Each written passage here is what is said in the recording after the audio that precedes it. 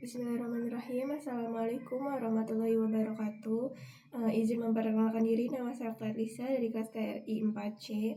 Di sini saya akan mengerjakan tugas dari pemrograman internet 1 di lab session 3. Nah, jadi pada mata kuliah ini saya akan menjelaskan tentang smart city issue.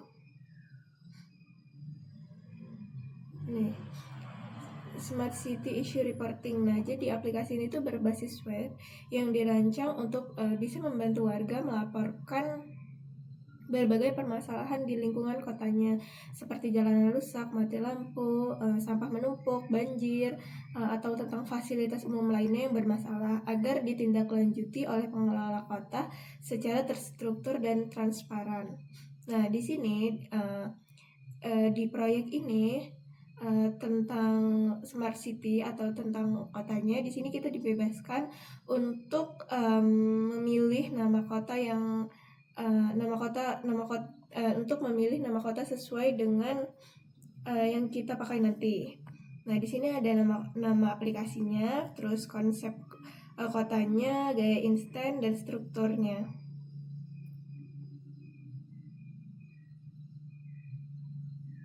Ini wifi-nya. Nah, ini udah connected. Oke. Nah, jadi aplikasi ini yang berbasis web ini dibuat menggunakan framework dari Django dengan tujuan untuk tadi membantu menyelesaikan permasalahan masyarakat yang terjadi di lingkungan sekitarnya. Nah, dalam implementasinya, aplikasi ini tuh menggunakan database dari PostgreSQL untuk menyimpan data laporannya, sehingga data yang dimasukkan dapat tersimpan secara permanen dan dapat kita akses kembali kapan saja.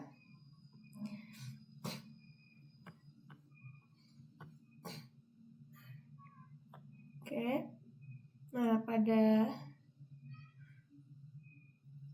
tahap ini aplikasi sudah memiliki fitur dasar seperti CRUD, create, read, update, dan delete yang kita buat saat ini. Nah, ini create untuk menambah laporannya.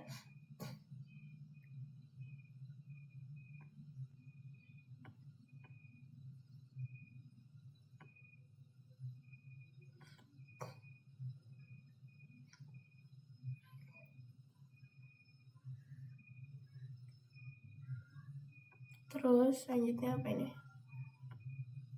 Penjelasan struktur models yang digunakan. File-file apa saja yang digunakan? Saya mau menunjukkan ini dulu. Create diffuse nih ya. Nah, ini yang saya buat. Coba lihat dulu.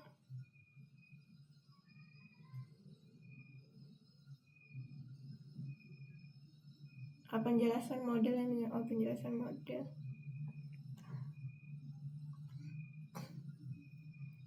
Nah, pada praktikum ini saya menggunakan satu model yaitu report ya.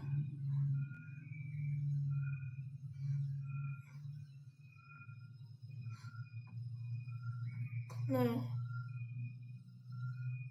di sini ya, di reports ini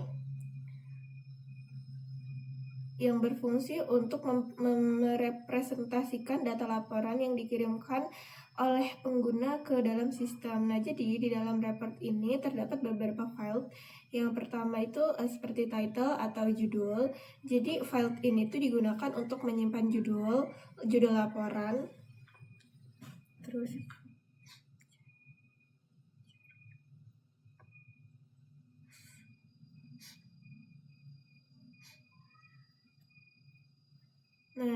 di title ini untuk menyimpan judulnya.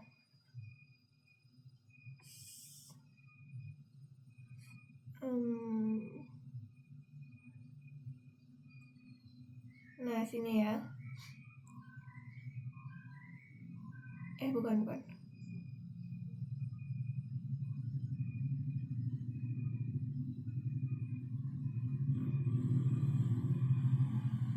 Sebentar. Kan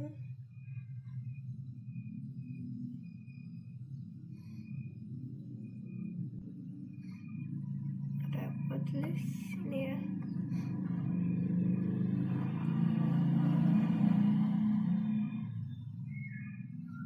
Ini kita buka ini dulu deh.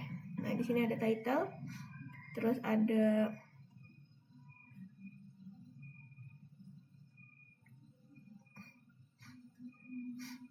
di sini ada lokasi, yaitu lokasi yang ditambahkan oleh pengguna untuk menyimpan nama lokasi atau kejadian di mana laporan itu dibuat, misalnya nama kota atau nama daerahnya. Terus ada statusnya. Status ini digunakan untuk menyimpan status laporan, misalnya laporan sudah diverifikasi atau belum, dan secara default itu bernilai reported nih ya, seperti itu. Terus ada deskripsi ini digunakan untuk menyimpan isi atau penjelasan lengkap dari laporan. Ya, seperti deskripsinya, misal jalanan rusak, misal terdapat jalanan rusak, misalnya rusaknya berlubang-lubang atau banyak kerikilnya seperti itu, bisa mencantumkan beberapa deskripsi di situ dengan long text, misalnya menjelaskan tentang permasalahan tersebut.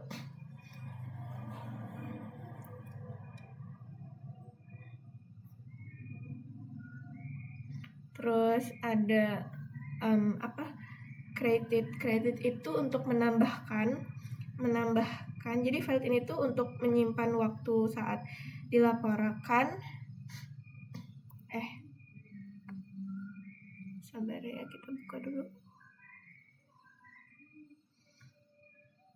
Nah, ini ya, created. Nih, dia created ini untuk menyimpan waktu menyimpan waktu saat laporan itu dibuat. Jadi file ini tuh akan otomatis terisi di waktu tersebut karena ini udah auto now add gitu saat itu ditambahkan. Ya. Nih. Di sini title-nya juga ini, dan deskripsinya nih. Deskripsinya memakai text file. Ya. Karena deskripsinya itu bisa bisa membutuhkan teks yang panjang, jadi kita buat seperti ini agar sang pengguna menjelaskan secara detail permasalahan di kotanya tersebut.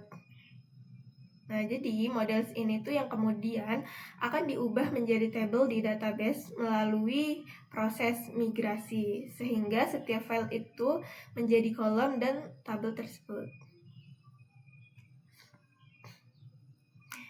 Demonstrasi. Nah, di sini kita akan mendemonstrasikan CRUD-nya.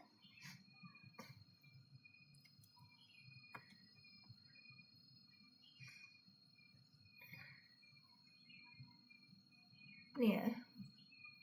Kita akan mendemonstrasikan. Nah, di sini CRUD-nya. Dia akan membaca, menampilkan, update. Create, dia akan menambahkan. Pertama, nih kita masuk dulu ke ininya. Kita jalankan dulu. Python manage.py dan server.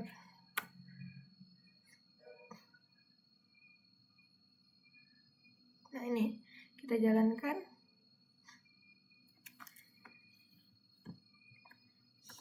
Nah, ini ya. Nah, ini yang yang sudah saya buat. Nah, di sini kita akan membuat lagi. Nah, di sini ya. Nah, pertama saya akan membuat laporannya, menambah laporannya dengan mengisi form yang sudah ada title, kategori, deskripsi, lokasi. Nah, di sini saya judulnya jalanan rusak ya, jalan rusak misalnya. Kategorinya fasilitas umum ya. Nah, ini deskripsinya kita akan menjelaskan tentang secara detailnya apa yang rusak, seperti apa yang rusak, terus di jalan mana, seperti itu biar lebih detail lagi.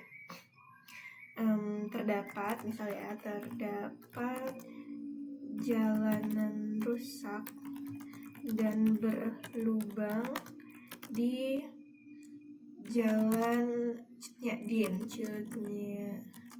Din misalnya.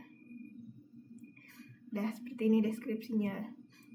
Nah, lokasinya saya pakai Bandung karena di sini di Bandung ya. Nah, di sini kita simpan, kita klik submit untuk untuk mengirimkan data yang kita buat ini ke database. Nah, ini kita submit. Nah, ini sudah dilaporkan, sudah diverifikasi. Nah, ini saya buatnya di website-nya Kota Bandung. Lalu akan menampilkan data, nih akan read setelah data itu berhasil disimpan. Nah, seperti ini akan ditampilkan di halaman utamanya. Nah, data yang ditampilkan dalam bentuk daftar laporan ini yang berisi judul, lokasi, dan status.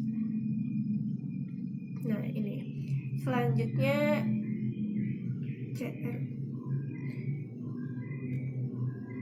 update. Nah, di update sini kita dapat merubah perubahan dari data tersebut. Misal kita mau merubah deskripsinya, kita bisa klik tombol di sini dan kita bisa tambahkan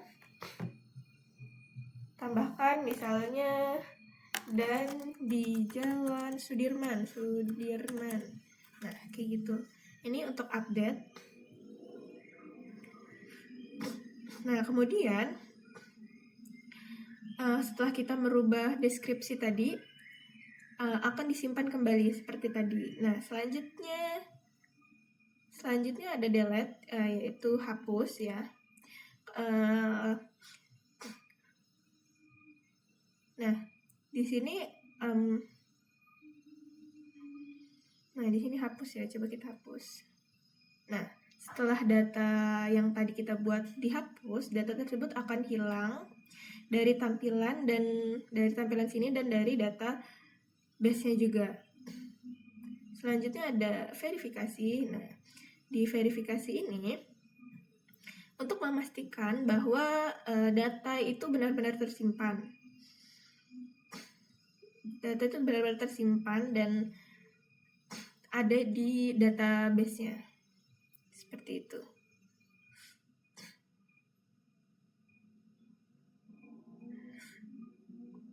Selanjutnya coba nih ya, buka.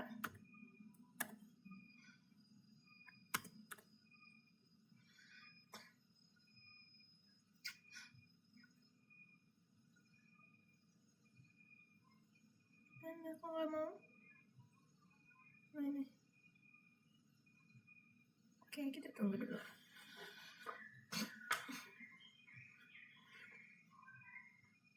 Saya menggunakan di sini database-nya menggunakan PostgreSQL.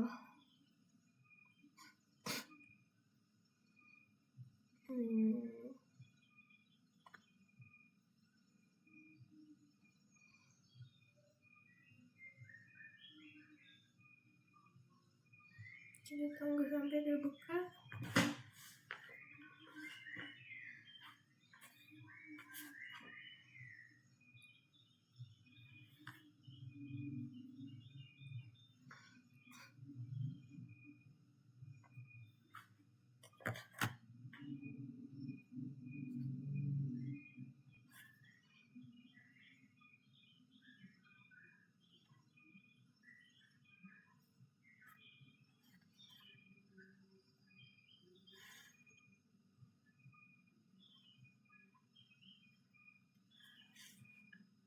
banyak lumayan ya.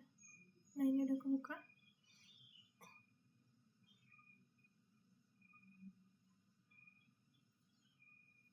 Ini kita buka. Oke. Ini sudah ada. Nah, ini apa ya? 7 kolom tadi nih. Nah, ini akan tersimpan di database ini yang sudah kita buat tadi.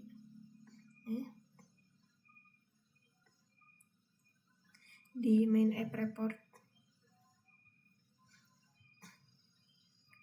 Selanjutnya, alur data saat dibuat dan disimpan.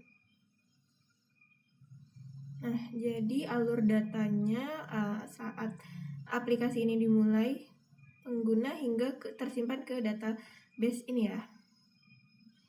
Jadi seperti tadi, yang pertama pastinya user membuka halaman form ini, halaman apa ya, pengaduan nih, website pelaporan masalahnya. Selanjutnya mengisi bagian tadi. Nah, selanjutnya ya. Nah, selanjutnya mengisi bagian laporan.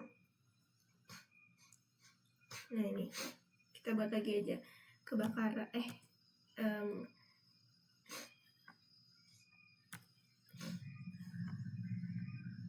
aduh, sebenarnya ini wifi-nya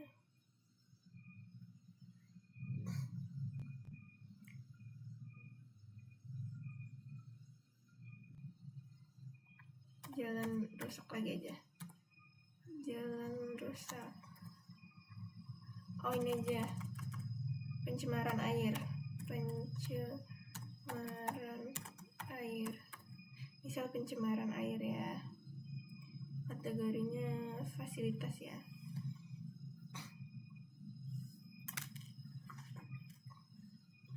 Pencemaran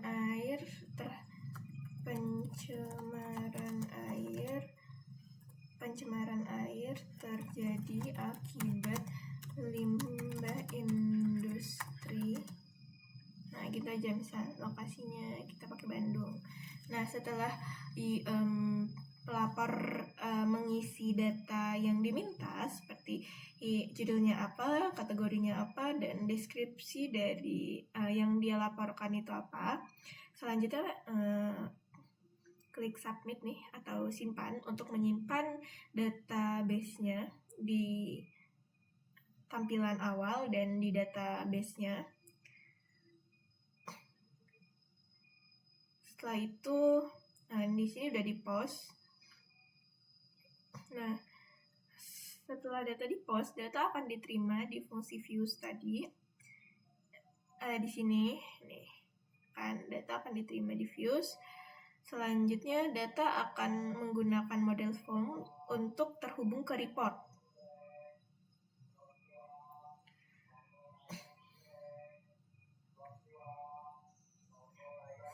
Nah, untuk terhubung ke report,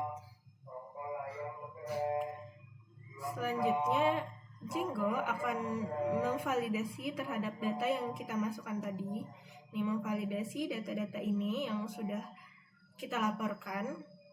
Setelah datanya itu sudah valid, maka data akan disimpan ke database menggunakan ORM dari Django.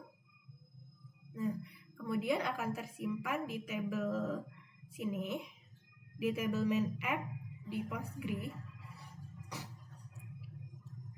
Setelah itu, user akan diarahkan kembali ke halaman data yang halaman utama, dan data langsung ditampilkan.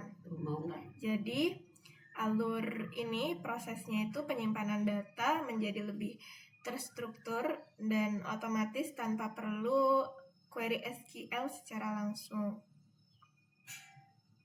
Nah, ini. Jadi seperti itu.